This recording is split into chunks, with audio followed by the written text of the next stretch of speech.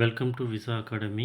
இன்றைக்கி இந்த வீடியோவில் எதை பற்றி பார்க்க போகிறோன்னா, நம்ம ஜூலை 12ஆம் தேதி 2025 குரூப் 4 எக்ஸாம் எழுதணும். அதுக்குண்டான ரிசல்ட் எப்போ வரப்போகுது, என்ன கட் ஆஃப் வரும், அதை பற்றின வீடியோ தான் இது. இப்போ வந்து பார்த்திங்கன்னா, இன்றைக்கி 22ஆம் தேதி அக்டோபரு. அதிகபட்சம் இன்றைக்கி என்றைக்கு ரிசல்ட் வரும், எப்போ வரும்ன்ற டீட்டெயில் மேக்ஸிமம் இன்றைக்கி 10 மணிக்கு மேலே வரத்துக்கு வாய்ப்பு இருக்குது.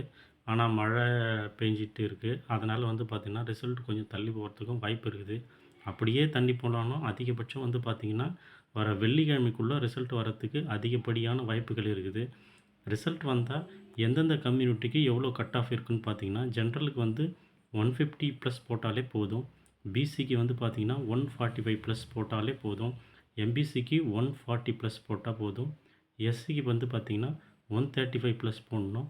எஸ்டிக்கு பார்த்திங்கன்னா 130 ப்ளஸ் போட்டால் போதும்.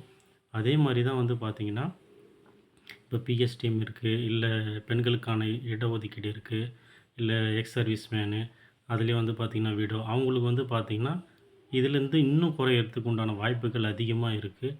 போன முறையை கம்பேர் பண்ணும்போது இந்த முறை பார்த்திங்கன்னா கொஷின் பேப்பர் டஃப்பாக வந்ததால் கட் ஆஃப் ரேஞ்சும் குறையும்.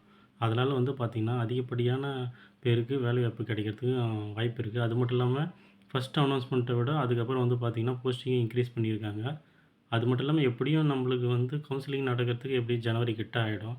அதுக்குள்ளே மேக்ஸிமம் இன்னும் கொஞ்சம் பொசிஷன் அது வேக்கண்ட் பார்த்திங்கன்னா இன்க்ரீஸ் ஆகிறதுக்கும் அதிகமான வாய்ப்பு இருக்குது. தேங்க்யூ ஃபார் வாட்சிங்.